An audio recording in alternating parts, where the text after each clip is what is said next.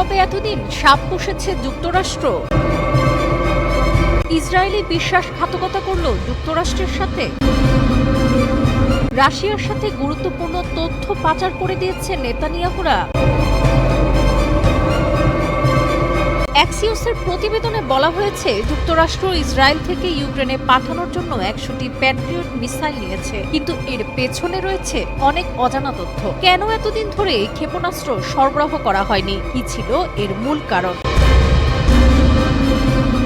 ইউক্রেনীয় কর্মকর্তারা ইসরায়েলি কর্মকর্তাদের সাথে যোগাযোগ করেন এবং মার্কিন যুক্তরাষ্ট্রের মাধ্যমে এই প্যাট্রিয়ট ক্ষেপণাস্ত্র পাওয়ার প্রস্তাব রাখেন, কিন্তু ইসরায়েল রাশিয়ার প্রতিশোধের ভয় থেকে বারবার এই প্রস্তাব ফিরিয়ে দিচ্ছিল।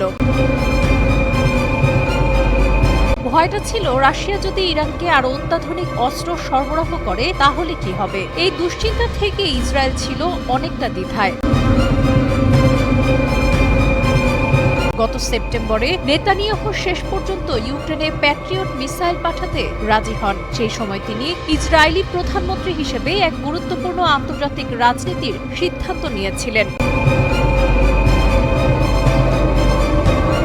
অ্যাক্সিওসের প্রতিবেদন অনুযায়ী বেনিয়ামিন নেতানিয়াহু আগেভাগেই পুতিনকে যুক্তরাষ্ট্রের এই পরিকল্পনার কথা জানিয়ে দিয়েছেন। পোল্যান্ড হয়ে ইউক্রেনে প্যাট্রিয়ট আকাশ প্রতিরক্ষা ব্যবস্থার ৯০টি ইন্টারসেপ্টর পাঠানো হয়েছে। এটা ইসরায়েল থেকে ইউক্রেনে অস্ত্র সরবরাহের সবচেয়ে বড় ঘটনা।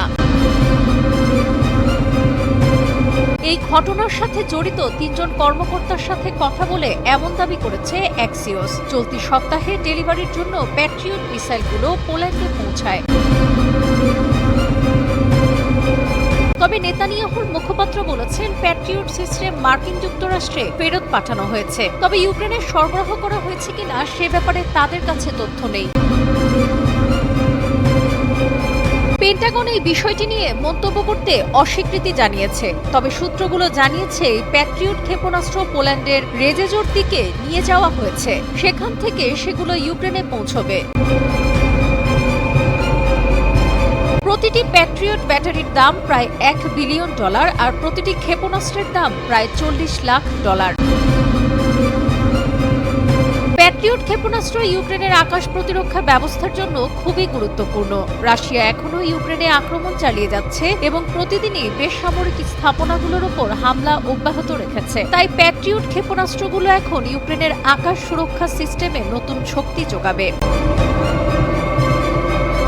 কিন্তু প্যাট্রিয়ট কি পুতিনের হাত থেকে ইউক্রেনকে বাঁচাতে পারবে? ওয়াশিংটন যদি কিয়েভকে অর্থ ও অস্ত্র সহায়তা প্রদান বন্ধ করে, সেক্ষেত্রে ২ মাসের মধ্যেই ইউক্রেনের যুদ্ধ শেষ হয়ে যাবে বলে মন্তব্য করেছেন রাশিয়ার প্রেসিডেন্ট ভ্লাদিমির পুতিন।